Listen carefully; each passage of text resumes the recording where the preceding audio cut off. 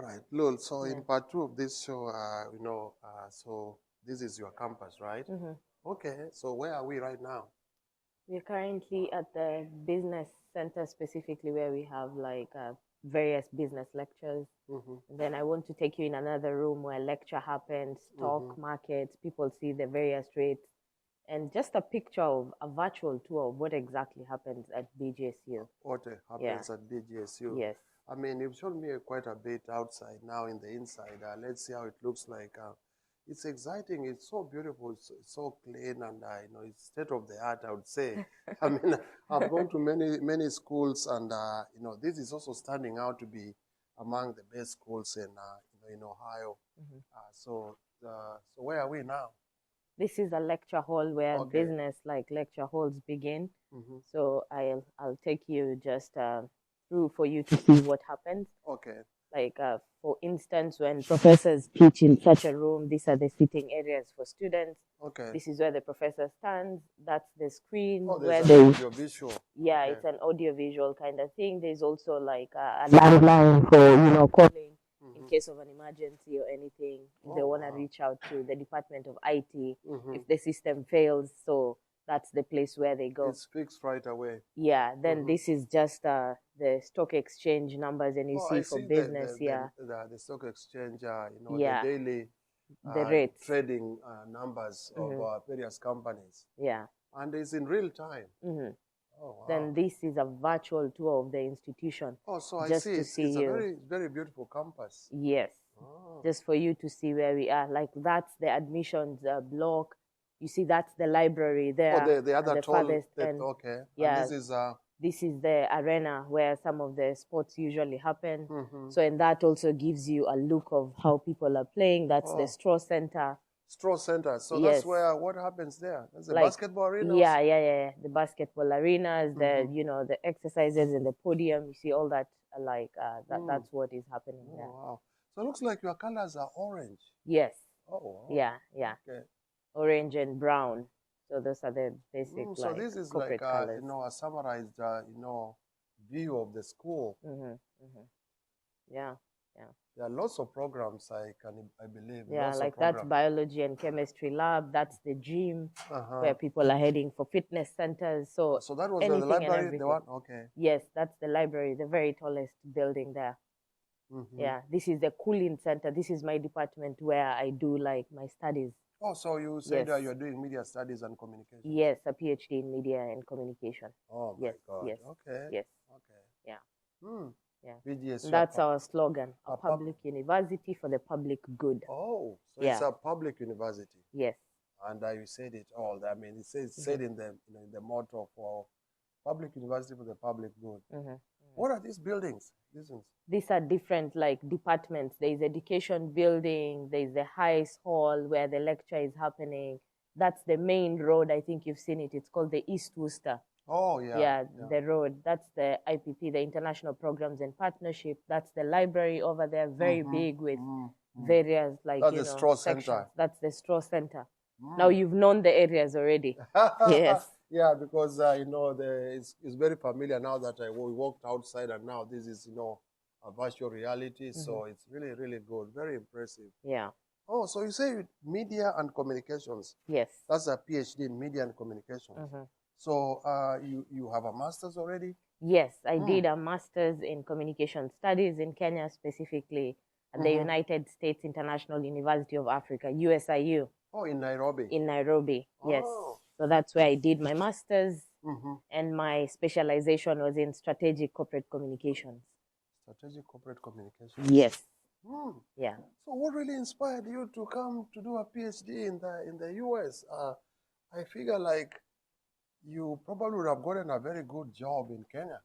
Yeah, in fact, I was working with the government. Oh, you were? Yes, I was. I was working with under the Ministry of Investment, Trade and Enterprise, specifically at the Kenya Industrial Research and Development Institute as a senior communications practitioner.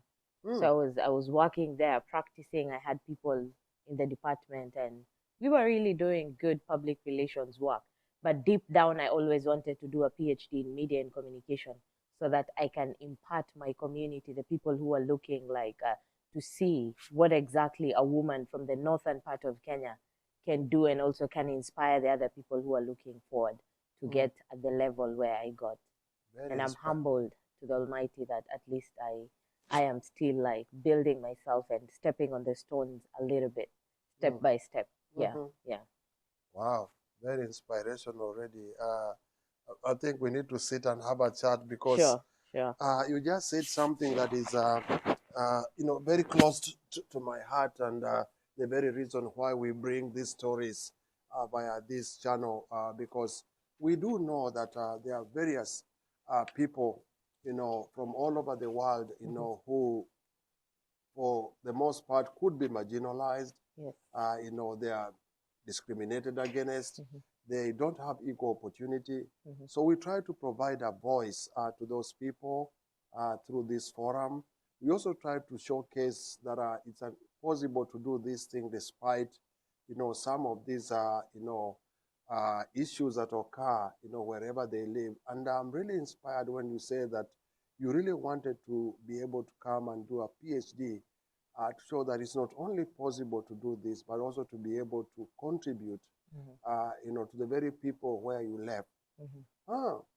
So we want to trace your journey from the very beginning, because it's very inspirational indeed, like I said. So where were you born?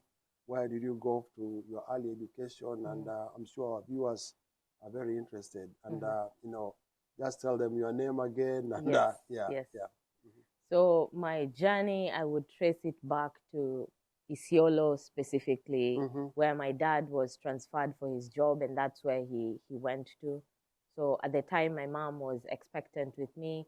So I was born in Isiolo, and then from there, like I studied Isiolo, Kenya. Yeah, it's under the Upper Eastern, close to Embu and Meru and those sides. Yeah, so that's where I was born, brought up there until I was in class 5, which is grade 5 with the American version. Then from there, I got a chance to visit the northern part of Kenya, got to learn my origin, and just to visit my grandparents and know where exactly I belong from. So if you say northern part of Kenya, which town specifically do you come from? Mandera County, Ramo.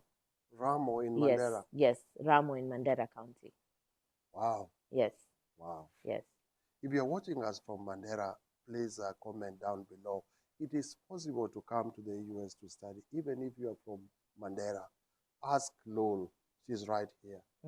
So you went to Mandera and then visited the place? Visited the place, learned my origin, got to meet the closest family members, get to see the lifestyle. And yes.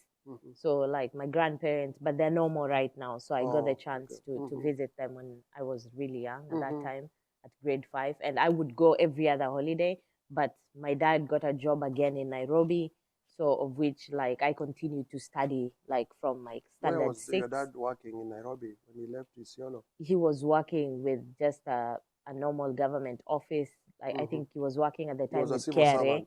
Yes, he was a civil servant. Then he was also working with the Northern Water and Services Board.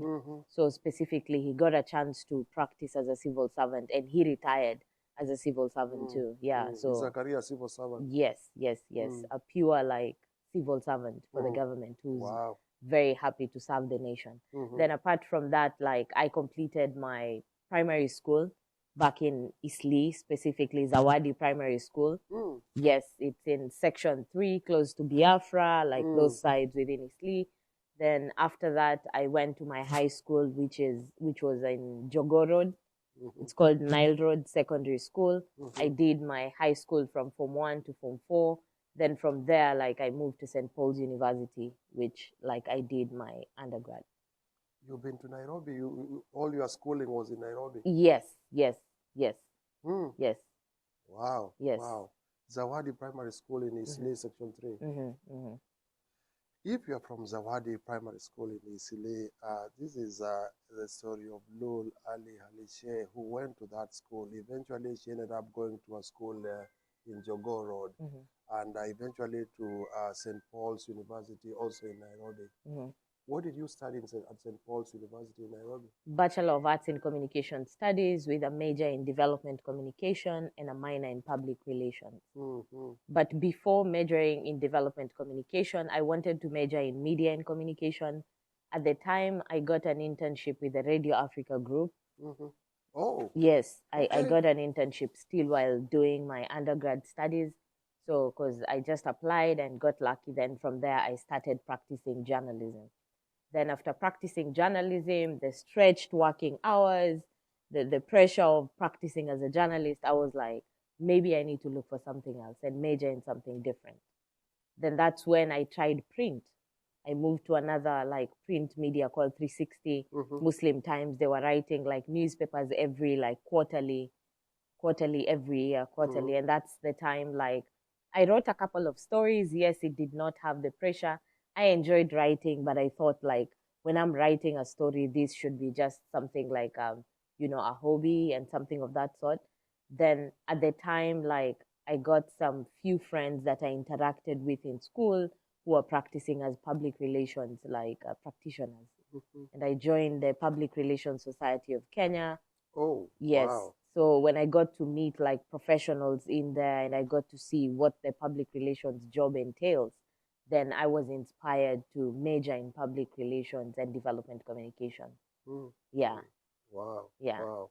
You seem to have really been looking at the corporate space and also trying to align those with, the skills you need and actually really going for what you want. Hmm. Oh, my goodness. I mean, I know you've mentioned your father, was a civil servant. I'm sure you drew some inspirations from your parents. Absolutely. Absolutely. Like the very like first step that I took, when I completed high school, my dad wanted me to be a nurse. And Mm-hmm. he was like, he You was have to like, be a nurse. yes, he was like, you have to be a nurse. I want you to go to the medic field. And by then, my brother Khalid was doing his undergrad Mm-hmm. in in medical like field By because he your wanted to be a by doctor. oh, okay, So yeah. my dad was like, if you also do nursing, you guys can open your own clinic and you can start your own line and practice and help people. Mm-hmm. And that would be a call. Then I told him my call is not in the medical It's not in and I medicine. don't want to do something that I don't like. Then he trusted me and he gave me the chance. That's very unnatural. I mean, particularly if there are these stereotypes, from maybe the community you come from. Mhm. They say that you have to follow what your parents say. It's true, it's How true. did you manage to get away with that? I think I was very lucky because my dad is Was a civil educated. servant and Yes, yeah, he's yeah. educated and he understands the zeal of wanting to do something that you love. And I just told him that I don't have a passion in nursing. I don't feel like I belong in that field. And I think that it's really important for me to do something that I have passion for. Mm. So I even went to KMTC. I took the admission form. So just to listen to him. But deep down, I felt like, no, no, no, no, no. This is not something that I want to do. So I wouldn't want to do this. Let me just cancel it out. And I went and sat him down. So of which it's not a norm in an African household to I talk. I like the way you are saying you went and sat him down Yes, yes, because typically it's our parents who tell you like sit down and listen to me. yes, yes. But it seems you are very forthright and focused in what you want to do. Yeah. Whereas at the same time you are trying to comply because Mhm. you say you went to the Kenya Medical Training College, Yes. took application forms, Mhm. but on the other hand you still pivoted to what you wanted. Yeah. Because I remember I took the form and I started filling it, and at the back of my mind, I was still thinking, this is not something that you want to do. So you're not doing it for your father. At the end of the day, if you're studying for yourself. And it's really important for you to study something that you have passion for. When I realized that and I would question myself, I just told him that I'm not going in this direction. I'm not interested in this field. And I'm requesting that you understand. And he did. I thank him for that. You thank him for that. Mm. Wow. Viewers, in part 2, we listen more to the story of Lul Ali Halishe, who was doing a PhD in Media and Communications at Bowling Green State University located in Ohio. Wow. You are really focused, strategic, and determined. That's what I can gather from your story. So viewers, when we return, we continue with that story. My name is Dr. Fidelis Mandera. People